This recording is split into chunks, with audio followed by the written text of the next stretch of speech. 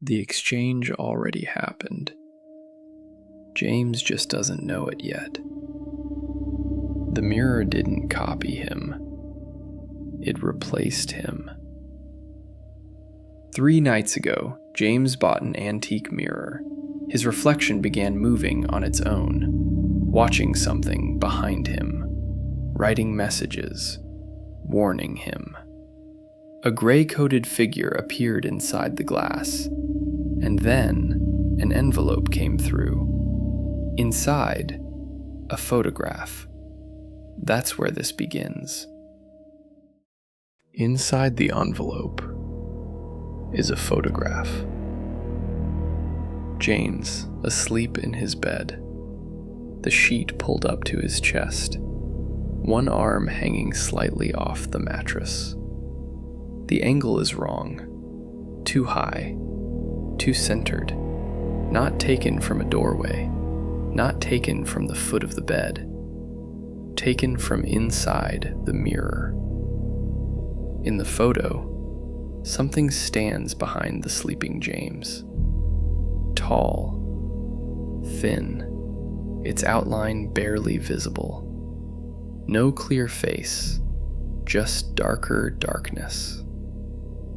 James lowers the photograph, looks at his bedroom, the space behind his bed, the corner near the wall.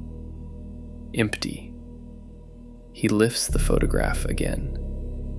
The figure is still there, exactly where the empty space is now. The mirror is not a reflection. It is another space, almost identical, but slightly misaligned. James stands in front of the mirror, waits. Nothing. Then, the other James appears. Same posture, same tired eyes, same breathing. They don't speak. They watch each other. James raises one finger. The reflection copies it. Late. James presses his palm to the glass. The reflection does the same. They begin leaving notes. Sticky notes. Notebook pages. Messages written backward. The first message says, "It's been in my apartment for weeks. Watching.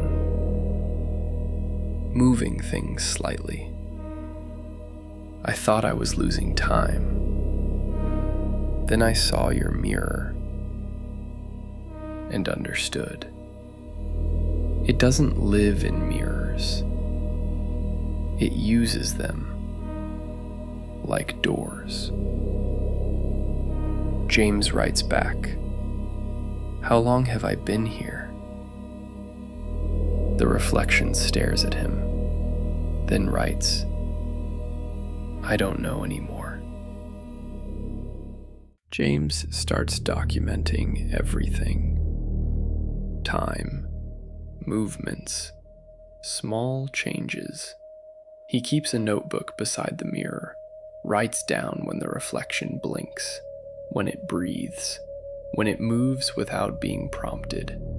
Sometimes, the reflection scratches its neck. James hasn't moved. Sometimes, the reflection turns its head. James is still facing forward. They begin testing routines. James brushes his teeth. The reflection does it slower. James pours water. The reflection already has a glass in its hand. Small differences. Consistent differences. The reflection writes, "I wake up before you. I go to sleep after you. I hear things when you're not in the room." James begins researching the mirror. Old estate sale listings, archived forum threads, abandoned blogs, 7 previous owners, different names, different cities, different years, but the same descriptions: delays, desynchronization, loss of certainty. One post includes scanned notebook pages, shaky handwriting, repeated sentences. It watches through reflections. It memorizes routines. It replaces details first. Memories, habits, names. Another blog ends with, "I don't know if I'm the one who bought the mirror." James begins checking small things. His phone wallpaper, slightly different. His coffee mug, not the one he remembers buying. A jacket in his closet. He doesn't remember owning it. He asks the reflection, "Have you been changing things?" The reflection writes, "Not me." That's when James understands. The mirror isn't the problem. It's just the access point. James breaks every mirror in his apartment. Bathroom, hallway, closet doors, anything that can reflect. Shards on the floor, cuts on his hands. He doesn't stop. He packs a bag, leaves the apartment, doesn't look back.